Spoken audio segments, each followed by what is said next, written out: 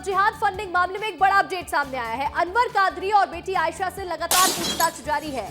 तो वहीं आयशा कादरी ने ये बात कबूल कर ली है कि उसने अपने पिता की आर्थिक मदद की थी। फरारी के दौरान बेटी आयशा ही लगातार आर्थिक रूप से मदद कर रही थी। करेंसी एक्सचेंज सेंटर से नेपाल पैसे ट्रांसफर किए गए थे। बाणगंगा थाना पुलिस लगातार दोनों से पूछताछ में जुटी हुई है। और देखिए, एक और बड़ा अपडेट सामने आया है। अनवर कादरी की बेटी आयशा कादरी ने अब इस बात को खुद कबूल भी कर लिया है। ये बात पहले ही सामने आई थी कि किस तरह से अनवर कादरी की आर्थिक मदद की जा रही है, लेकिन शुरुआती समय में आयशा कादरी ने मना कर दिया था। उसने इस बात से साफ इनकार किया था, लेकिन अब इस बात को कबूल किया है कि अपने पिता की आर्थिक मदद लगातार कर रही थी।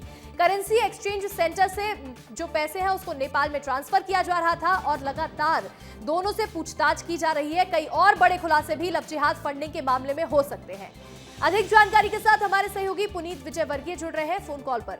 पुनीत, देखिए, अनवर कादरी की बेटी से जब लगातार पूछताछ की गई तो उसने अब खुद इस बात को कबूल किया है कि आर्थिक मदद उसने ही की थी। बिल्कुल, देखिए, इसी वजह से पुलिस ने उसे आरोपी भी बनाया है अंशिका और गिरफ्तार भी किया है।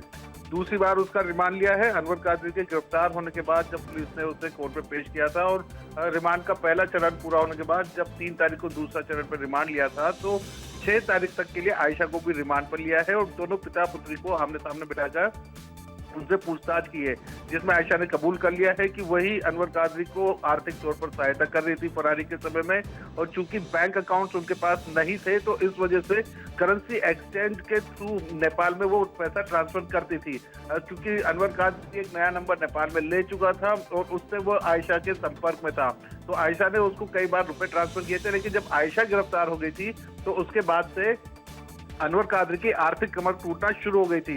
उसके बाद रुपए खत्म हो गए थे। उसने अपनी पत्नी के जेवरात बेचे और थोड़े दिन अपना गुजारा किया। उसके बाद जब उससे काफी ज्यादा दबाव बना तो अपने आप को सरेंडर भी कर दिया।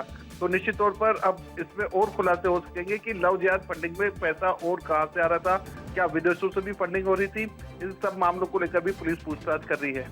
अंशिका, बिल्कुल, देखिए, यहाँ पूछताछ लगातार जारी है और इस मामले में क्या और बड़े खुलासे होते हैं ये देखने वाली बात होगी। आपका जुड़ने के लिए बहुत बहुत शुक्रिया।